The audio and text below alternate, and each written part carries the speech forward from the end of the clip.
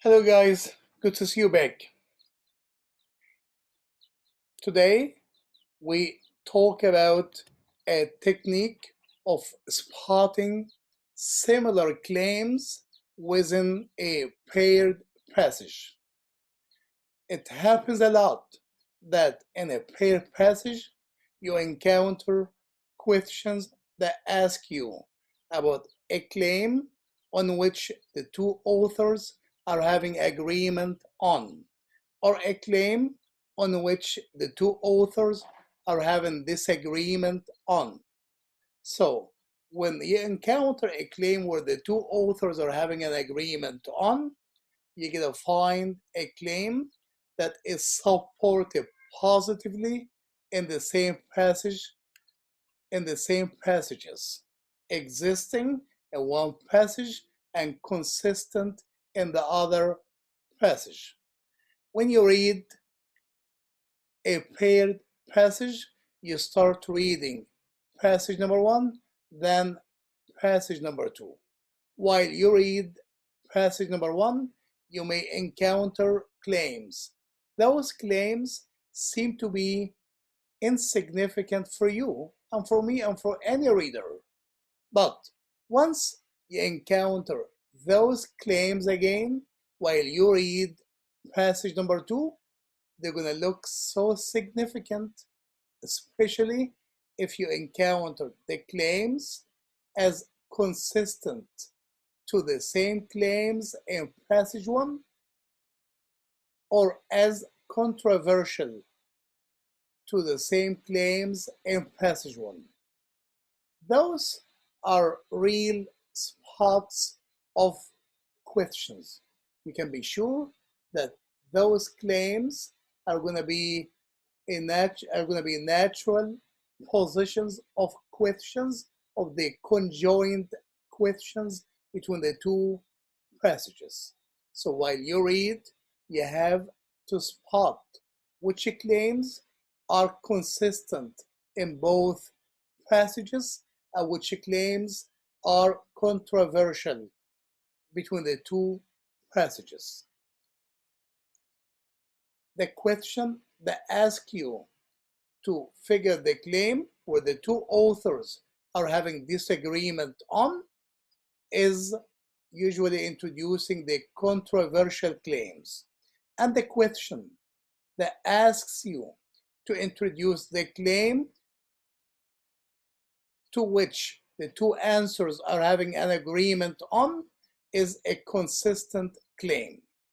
I have an example of the consistency in the claims between two passages. Let's see it.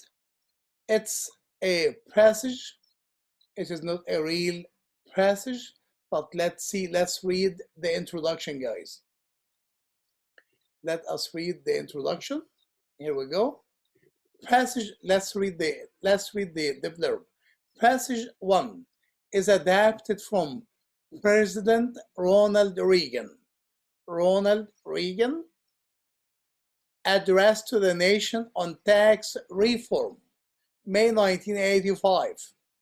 Passage 2 is adapted from President Bill Clinton, January 1999. States of the Union address, both Reagan and Clinton, presides over periods of relative calm and prosperity in the United States economy. He meant to say the economy in America at the time of those two presidents was prosper. America was in its best economical state at that time. Anyway, while you read, we're not going to read the whole thing, but while you read passage number 1, we stopped at a claim in line 20. It says, we want to cut taxes, not opportunity. As you can see, the percentage of income tax ought will come down. So to cut taxes is a positive claim. it's a positive claim. The claim doesn't seem to be significant for you, but it seems to be only significant for you once you encounter that claim again while you read passage number 2. When reading passage number 2, go to line 72. It says, we must invest in long-term care. I propose a tax credit of 1,000 US dollar for the aged and ailing or disabled. So tax credit is a positive claim, and it is consistent with the other claim about tax in passage number 1. So we could figure out that the two passages are having conjoined claim about tax, which is introduced positively in passage 1 and positively in passage 2. So this is a similar claim introduced in both passages. And while you read passage number 1, you encountered at line number 33, read from line number 33, it says, there is no instrument of hard work, savings, and job creation as effective as the family. There is no cultural institution as ennobling as family life. So the claim of family is a positive claim that is shown in passage number 1. While you read passage number 2, you may encounter the same claim again. Go again to line 72. It says, we must invest in long-term care.